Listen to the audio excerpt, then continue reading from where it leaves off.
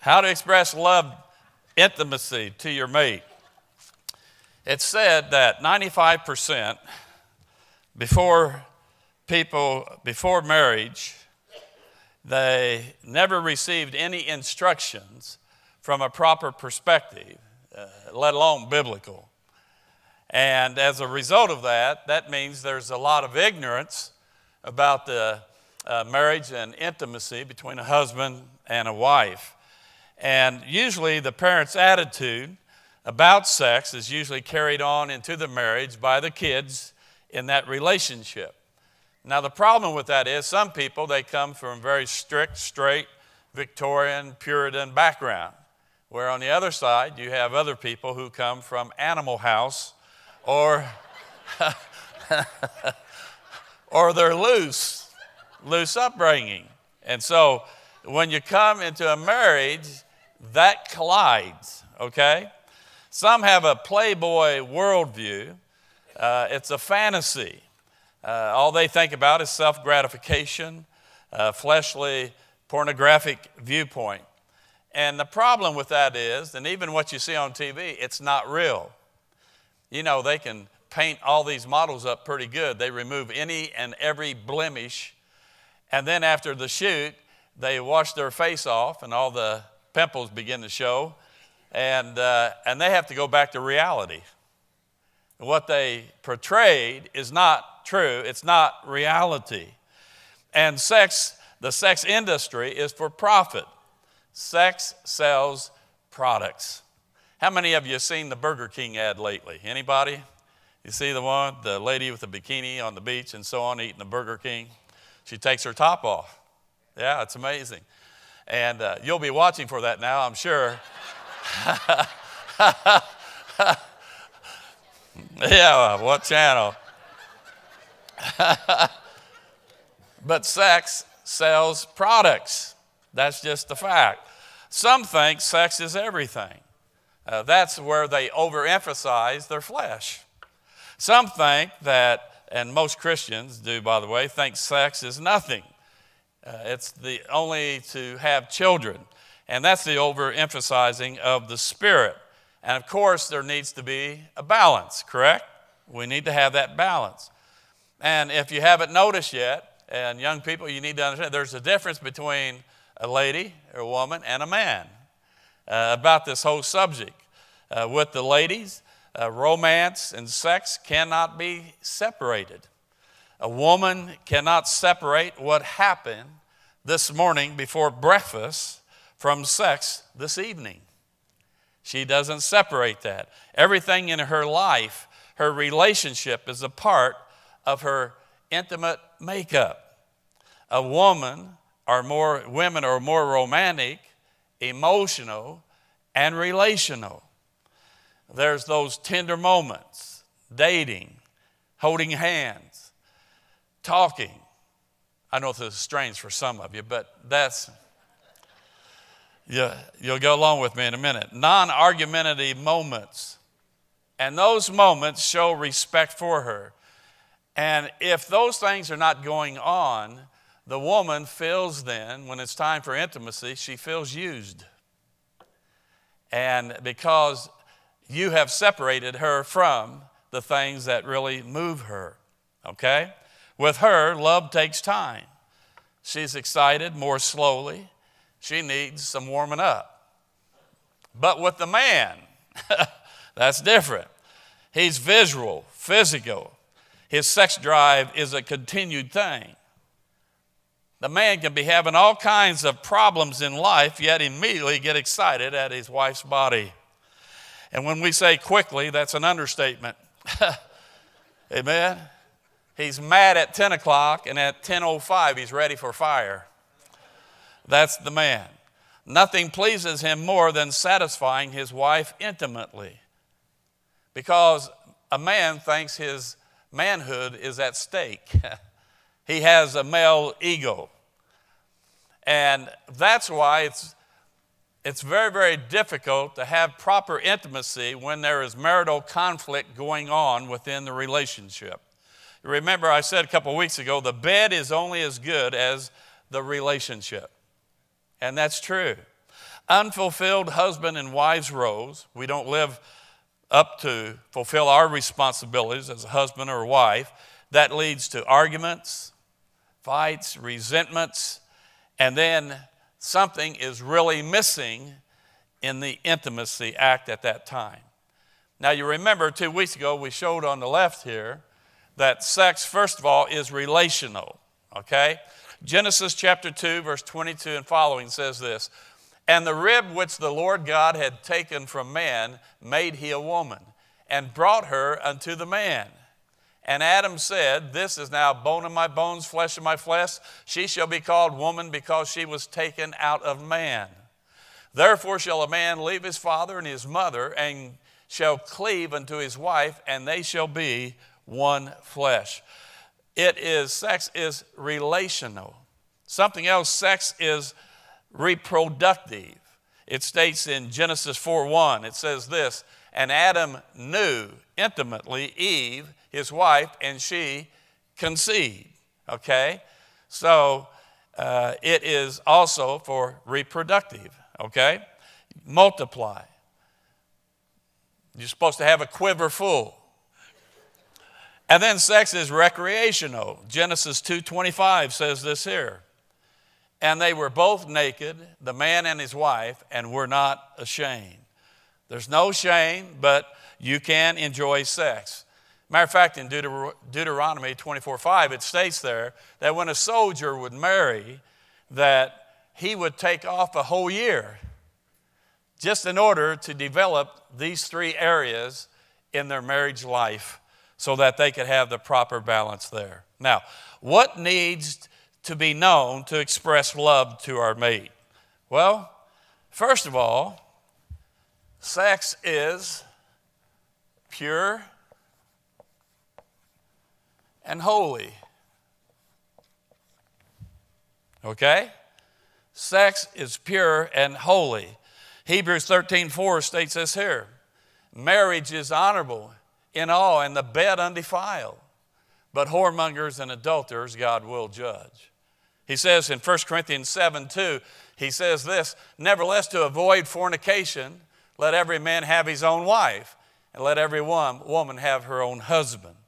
In other words, sex is holy and pure within marriage. Anything outside of marriage is not pure and holy. It is sin. Hello? Okay? It states, Genesis 1:27-28, "So God created man in his own image, and in the image of God created he him, male and female created he them. And God blessed them, and God said unto them, Be fruitful and multiply, and replenish the earth, and subdue it," and so on and so on. And so it tells us there, even at creation, sex is God's ideal for a married couple to enjoy the highest human intimacy that is possible. And it's interesting. Before the fall and after the fall, God says it's clean, it's honorable, it's good, it's not filthy, vulgar, or sin, as many people are led to believe. And then also, secondly, sex is not the basis. It's not the basis for marriage. But each partner should participate wholeheartedly. James says this. What does he say? What? Somebody help me. "To him that knoweth to do good and doeth it not, to him it is sin." Thank you. If you know this is what you're supposed to do and you don't do it, that is sin. Marriage, we learn, is for companionship and relationship. That's the basis of a marriage, to have somebody to walk throughout life with you. Genesis 2:18 tells us this, "And the Lord God said, It is not good that man should be alone. I will make him a help." Same for the lady. And so companionship is the basis for an individual marriage in the first place. Sex doesn't make marriage. It states in John 4, notice about the Lord talking to the woman at the well and so on. The woman answered and said, I have no husband. Jesus said unto her, thou hast well said, I have no husband. For thou hast had 5 husbands, and he whom thou art shacking up with right now at this moment is not thy husband. He recognized marriage. She's living with somebody, and he didn't recognize that as a marriage. Did you get that? Okay? Even though they were sleeping together. But from a good relationship emerges the sexual act. Most sexual problems are relational. Adam knew Eve. The word knew is a Hebrew word yada. Yada do, yada. No, yada. You remember that? And it means to reveal oneself as you truly are, to be transparent, to be known by experience. It means that in your relationship, and especially when you're intimate, you are revealing and giving of your total self to the other person. Number 3, sex has the goal of meeting your mate's needs. Did you get that?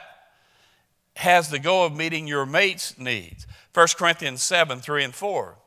Let the husband render unto the wife due benevolence, and likewise also the wife unto the husband. That the wife, now notice, the wife hath not power of her own body, but the husband. And likewise also the husband hath not power of his own body, but the wife. Now that word render that we saw there, it means giving up what is due to the other person. And in the sexual act, this is the transfer of our body's ownership over to our spouse to give them sexual rights. In verse 3 it said benevolence. That means doing our spouse a kindness. And in the context, it's speaking about generosity in the area of sex. Now here's the key, okay? The key is sacrifice and love. God so loved the world he gave. He loved me and gave. It means I'm willing to die to myself for somebody else. I'm willing to sacrifice for them. Now don't miss this. The key is this here. When going to the bedroom, it's not to meet your needs. That's selfishness. But it's to meet the needs of your mate. That's called love. Now I'm going to say something kind of delicate here. Now just listen. Impotence. The root problem is he's focusing on himself and his needs when he should be focusing on her needs. So when you go to the bedroom, you can be excited, but you don't forget to go. And the goal is to meet your mate's needs. Amen? I remember I had a couple in Lafayette. It's one of my famous counseling sessions years and years ago. And there'd be like 3 of us. I was with Dr. Bob Smith and another counselor and myself. And this couple came in. And they wanted to get the approval of the counseling center there, their approval so that they could adopt. And so we began to ask them questions. And come to find out that they had been married for 3 years, they had no children, and they never had had sex yet. This is true. And, of course, we were shocked. No sex, no kids. So, you figure this up. And so we begin to pull the layers back. And we come to find out that he had seen his father die in front of him as a young boy with a heart attack. The doctor told him he had a heart murmur. He was afraid to use energy, in a sense, that he might die. And she just began to feel that there was something wrong with her that she could not. And so the way we do, we gave them homework. At first a little smooching, kissing, a little bit later a little petting, and then finally I only had one more week left. I went through 11 weeks, and they come in. I couldn't wait for the doctor to ask because we had given them the previous week, this time you have a physical relationship. And so I couldn't wait for him to ask. And so finally, Dr. Bob Smith got around to it. He said, well, how'd it go this week? And a big smile came up on his face. I've never forgotten that. You see, his focus was on himself and not on his mates. And when he began to focus on her, everything was fine. Amen. Number 4, the body is God designed to meet those needs. Now that's important. 1 Corinthians 7:4 says this here. The wife hath not power of her own body, but the husband likewise also. The husband hath not power of his own body, but the wife. God sovereignly created us to be able to meet each other's needs physically. And God makes no mistakes. 1 Corinthians 7:4 there shows a married couple's body belongs to each other equally. Now, I know there needs to be balance and consideration. I understand that. But sex is a sacrificial act. It's not about how often, but our mate's satisfaction. And the goal is giving. Some wives say, well, he's oversexed. I've heard that many times. That's not true, by the way. That's not true whatsoever. The problem is, he does not understand biblical love. His focus has been on himself and his needs, rather than biblical love that he focuses on her and her needs. Amen? I told you about, there was a survey done. Men enjoy having sex on days that start with T. Tuesdays, Thursdays, today, tomorrow. Tatterdays and Tundays.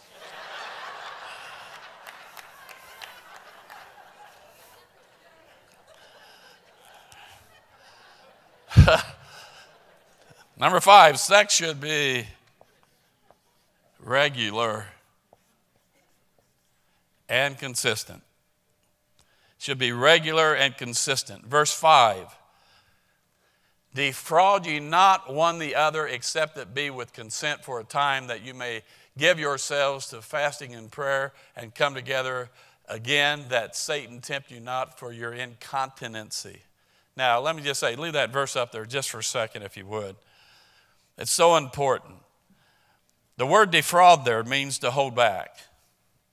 It means to keep back what is due the other. In too many marriages that I've picked up, some punish their mates. Sex is used to try to control, to manipulate, to hurt the other person. Well, I'm tired. I have a headache. I'm mad. Oh, I have a big day tomorrow. Wait a minute. What about love? And love is to focus on meeting my mate's needs. Now he says, defraud ye not. That's a command not to withhold. If you're withholding, you're sinning. Did you hear me? Now, like I said, there needs to be a balance. Consideration, timing, moderation, not some fleshly, selfish, beastly act. Okay? Remember, our goal is to meet our mate's need. I was told this week that a guy said, after 10 years of marriage, foreplay is 2 weeks of begging. Now, you might not, you say you shouldn't say that in the house of God. I'm just being honest with you. This is who I am. I'm sorry. It should never be that way. And he says in that verse, one of the reasons why, that Satan tempt you not for your incontinency or lack of consistency. And I promise you, if you're not on a regular basis intimate, Satan will tempt your mate somewhere else. Or he will cause fighting, conflict within the relationship, and the one being denied has a real problem with insecurity. Is there something wrong with me? They don't like me. And on it goes. There was a wife and a husband. They were not very consistent in intimacy. As a matter of fact, they slept in separate bedrooms. I don't recommend that, okay, but they did. A robber stopped their car one day, and he said to the man, "Give me your money." And the man said, "I don't have any money." The robber ordered him out of the vehicle and frisked him, and he found no money. He ordered the woman out. He frisked her, and no money. The woman said, "If you would frisk me again, I'll write you a check."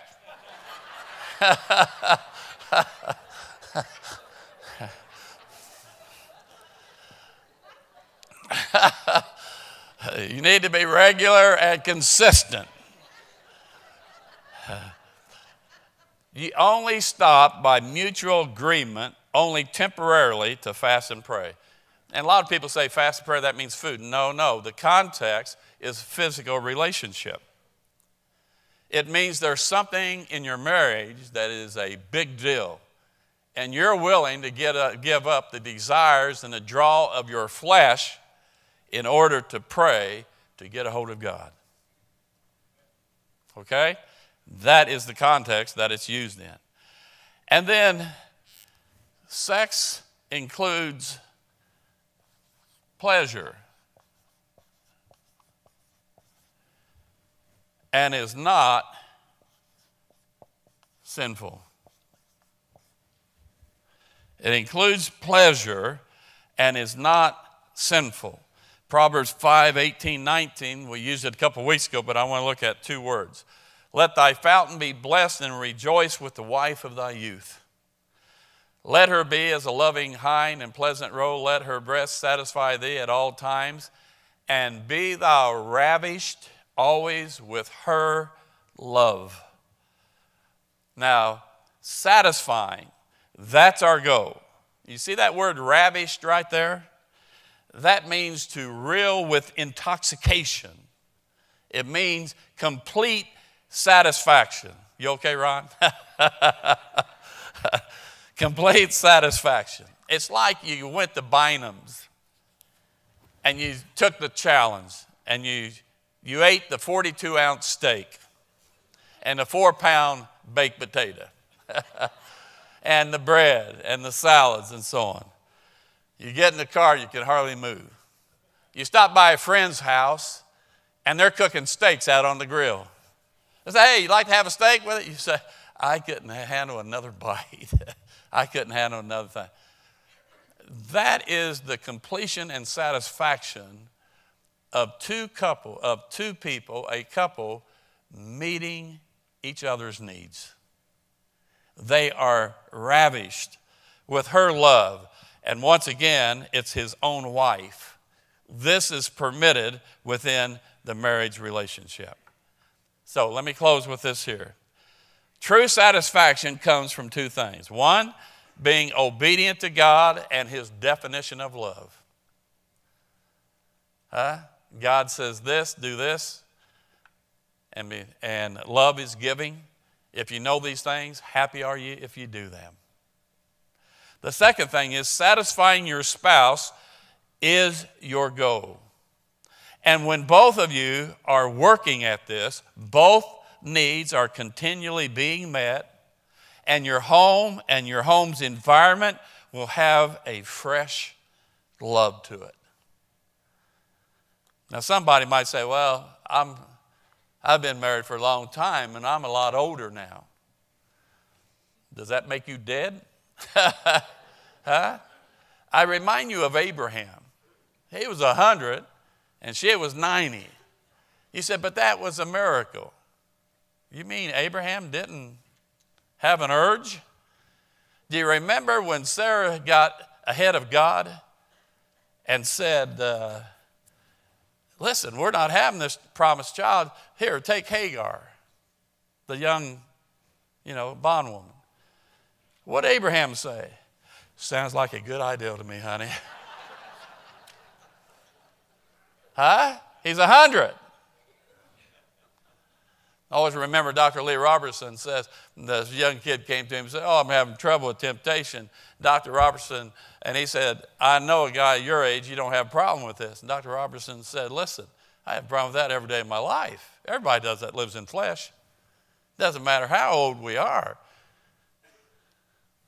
I remember the old story, Billy Graham told this, by the way, of old Jewish preacher Mordecai Ham. Anybody ever hear of Mordecai Ham? Great old-time preacher. Mordecai Ham. He was a kid. Wait a minute.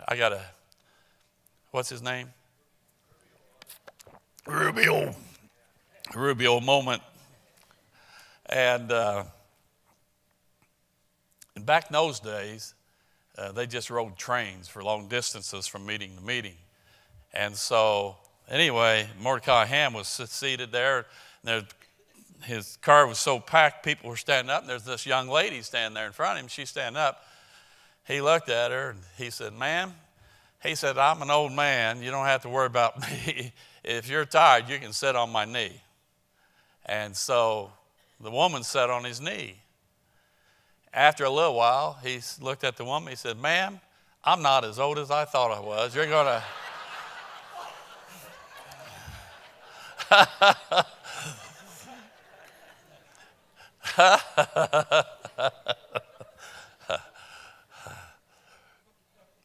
Let me say something to you. There are two areas of marriage that couples fight over more than anything.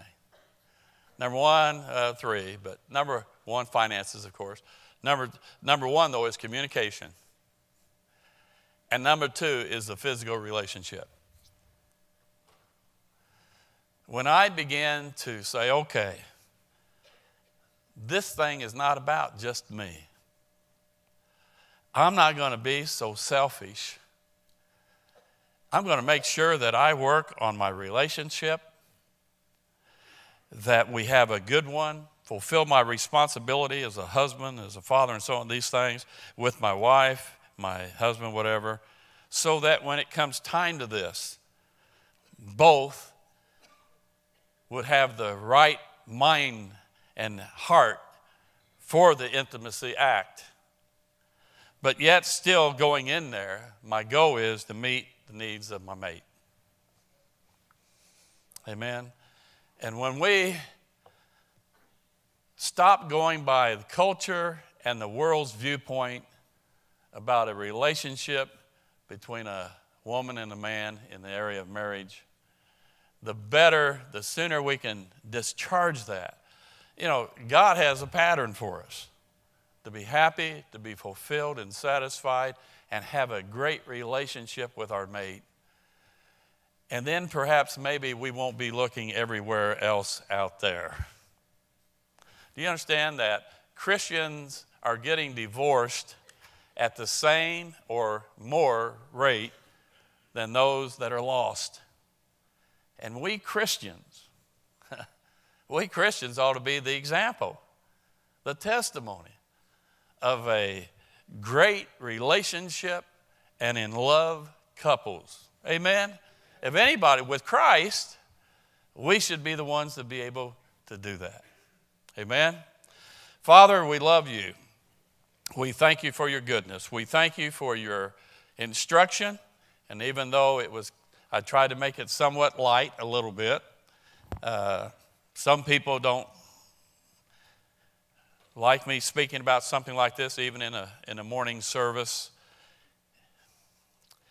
But God, I really believe this is an important element in the marriage relationship that too many Christians have neglected and have wrongly approached. And it's my prayer that this morning something clicked and something sinks in that would help us all to be better in our relationships with our mates that you've given us. Lord, as we see everybody else's marriage blowing apart all around us at times, may we be the ones who get it, and that we will really work on it so that we can have the closeness and the intimacy that you intended for us to have in our marriage relationship. In Jesus' name. And everybody said?